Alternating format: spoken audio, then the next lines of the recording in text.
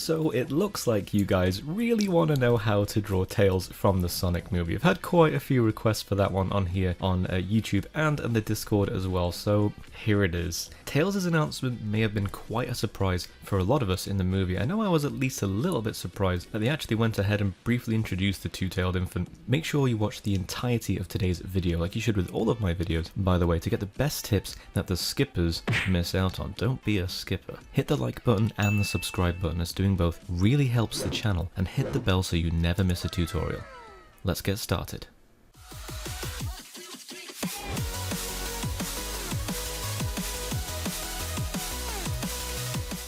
So we're going to start this one not unlike how we usually do. We're going to draw a nice big circle for the head. And as Tails is a cartoon character, and also quite young, the head needs to be pretty massive in proportion to the rest of the body. So at this point, you might want to draw another head underneath this one, try and get it more or less the same size as the circle above it, like you're building a snowman. And then draw one more circle underneath.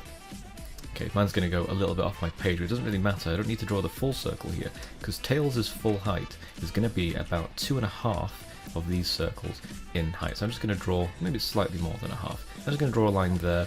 2.5 should be pretty much right though, to be honest. That's more or less... Actually, yeah, you know what, I've drawn that bottom circle, probably not quite as high as that one, so it probably is actually 2.5 heads in height. And that is actually a pretty common proportion for cartoon characters, just like Tails. So at this point you might want to draw a line of symmetry right down the middle, so that, because he's going to be facing us, and that'll help us have a good idea of how things should look on each side. So it'll be a good idea to tackle the face first. Let's divide this top circle rather, in half, so we get these 4 kind of pizza slices. And then on this one up here, I'm going to draw a triangle poking out like this. And on the other one, exactly the same deal. Another kind of triangle poking out. Try and give it a bit of a curve. Don't draw like straight lines like this. Try and give it a slight curve as you go up. And then in between them, we're going to draw his little kind of quiff of hairstyle. So just kind of three little bangs that curve over his face like this. Very kind of trademark Tails style. Now sitting right underneath this point where all 4 of those lines converge, we're going to draw a little circle just kind of sitting underneath. That's going to be his nose. And then underneath that we need to do a mouth. Now the mouth, I'm going to pick a determined expression for Tails because that's how he appears in the movie. So I'm going to draw a mouth that's kind of got a bit of a smirk, and then it just kind of slants down towards this line of symmetry, and then just kind of disappears. So it's very much to one side, which is very kind of smirky stuff. Smirks don't really kind of end up in the middle unless you kind of curve one side up like that. So to draw a kind of smirk like that, you want to angle it up at this side, make it very kind of extreme to this side, or this side if you're feeling so inclined. And now within each of these ears, you need to draw another smaller triangle, just kind of sitting inside there, so they don't just look like little triangles stuck in his head. And now for the eyes, so either side of this nose, just kind of like either side of the upper part of the nose, you want to draw a small line across like this. I'm going to give mine a bit of a slant, which means this one's going to be a little bit higher, his head's ever so slightly kind of tilted this way. And I'm going to draw an outward curve for this eye, and then head it off with a bit of a frown like that. And then the inside of the eye, I can just kind of guide it down to that part there to join up. So as you draw more parts of the eye, the other parts just kind of make sense by themselves. So, see what I mean by that slant? That eye's a little bit higher than this one, and just kind of helps build that kind of cocky expression. And now, big kind of almost like semicircles, or they're more like semi-ovals, right, for the pupils, and having them, right, sitting so they're connected with the top half of the eye, but there is a space here beneath the pupil and not quite touching the bottom of that eye. There's a little bit of space there if you can see that.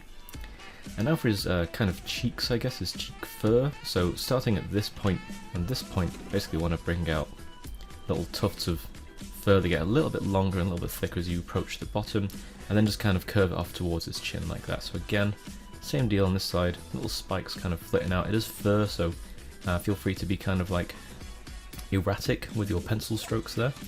And we just need to link the ear to the cheek fluff there.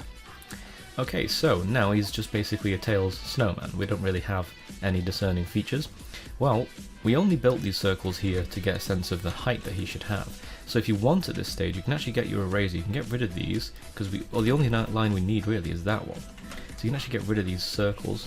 That was just there to kind of help us build the right proportion. Okay, you don't have to get rid of those, but I think the drawing will be a lot less messy if you do get rid of them at this point. So now, this line here, if I identify the top of this where his neck is, and there where his feet are, you want to identify pretty much the middle point of this line. So you might want to use a ruler to measure it and pick out like the halfway point, but find that halfway point and then bring it down just a little bit. So this is roughly where the halfway point is. I actually want to just bring it just to here, and that's where the very, very bottom of his torso is going to be. Let me just erase that little bit sticking out there, I don't want to confuse you. So now we're just going to basically draw this big kind of, almost like a teardrop shape, but the top of the tear is going behind the head or something. Right to that line there, right where the legs separate. You want to just basically start off nice and narrow here, make it plump here, very kind of cartoony look, again, very classic kind of Sonic art style actually. And now for the arms, I'm just going to have the arms kind of going straight down like this, right from that point where the head meets the torso. And for now, I'm just going to draw a small, very gentle circle. I'm going to erase the circle later, but the circle's just there to tell me, yes, this is where the hand is going to be. So I actually remember to draw hands and don't leave him looking like Bomberman. He really does look like Bomberman at the moment. And now, just a couple of lines coming down for the legs, going all the way down to that kind of floor that we drew here. This is the floor. And now obviously we need to just draw some shoes. So I'm going to draw one shoe going out to the side like that, draw a little heel for it. And then this shoe, I want it to be coming slightly towards me, but also to this side. So it's going to be kind of pointing this way. And to do that, I find it easier to draw the front of the shoe first, which is just going to be like a bump like this. And then the heel can kind of just sit there.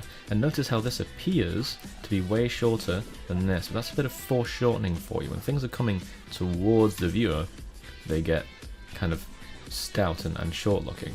It's best done with like a 3D application to show you this, but this arrow is coming towards you, right?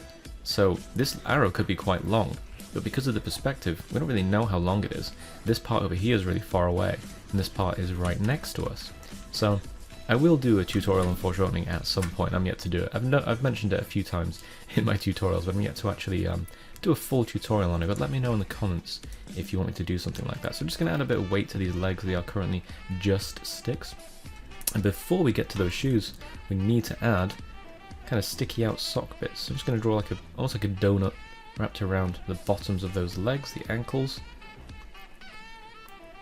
And then while we're down here, we might as well actually finish the shoes. I usually leave the shoes for last because they're at the bottom, but the shoes are so simple on this character. You just got to draw a little kind of line here. So this bit here will be white, and this bit here will be red. Okay, and you can add a little sole if you want for a little extra detail. Make sure you do that on both sides. And this one, well, because of the shape of the shoe, the separation between white and red is kind of already there. So you're basically there with that shoe, unless you want to kind of refine the shape a little bit. Just kind of use an eraser to kind of tickle down the shape until you get pretty much what you're after. And now for the arms. So we're heading towards hands now, and hands are our mortal enemy as artists. But just start with these arms, just thicken them out, draw a line down either side of those guidelines, and again, before you get to those circles, we're going to add these kind of like donut shapes. I'm going to draw like a double donut on this one, very much how it appears on his actual character art. So all it is just kind of like, I don't really know how else to describe it other than two donuts just kind of sitting on top of each other, wrapped around the wrists of his arms. And now for the hands, we're going to draw fists this time. Fists are a little bit easier to draw than hands that are open most of the time anyway. But this should be a fairly easy technique. I have done a tutorial on how to draw hands. I will link that there for you right now. But for now, I'm just going to draw a line that curves down along the circle. It's actually following the circle. And as we get to this point here, nearer the legs, I'm going to draw a point that kind of juts out like this and then folds. Okay? And that's the thumb. The thumb is clasped over the fingers, which means we need to start drawing the fingers here, and give them a bit of an angle as they approach the knuckles here, and then just kind of follow that circle back to the donut. So you can just kind of close it off here. And there we go, you get a really kind of simple fist, very kind of cartoony, basic fist, very, very quick way to draw one, and we have to do it on this side, so that's pretty good practice. So again, we'll follow that circle, we'll notch it out for the thumb, fold it in towards the fingers, and now we'll start the fingers here, angle them, and then close them off at the wrist. And that is a pretty easy, straightforward way to draw a fist. Don't worry if it takes you a few tries. Drawing hands is never particularly easy. I just mean it's easy in comparison to drawing hands generally. Hands can take you all day, honestly. So just going to add a little bit of separation for his fur colour here. This bit here is white, there's a little bit of orange along here. And now Tails is missing a trademark feature, and I can't think of what it is.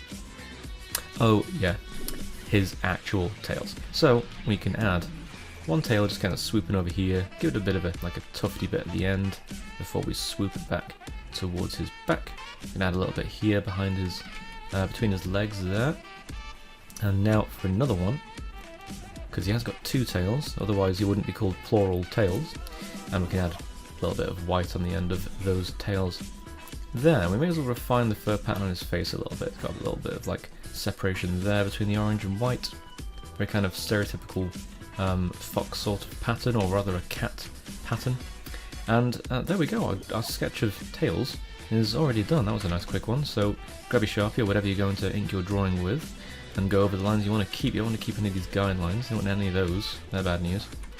But you can certainly keep the rest of them. So I'm going to go and do that myself, so I'll see you in just a moment. Man, how good would it be to just be able to sprout two tails and just fly around? Here's a question for you today. If you could be any Sonic character for a day, who would you be and why? Leave your answer in the comments below. I'd probably be Knuckles the Enchilada, because I imagine being Mexican food for a day would be a fairly surreal experience. You can also share your thoughts and art in the Discord channel, link in the description below. Thanks for watching, and make sure to like the video and toss us a subscribe while you're at it. Until next time.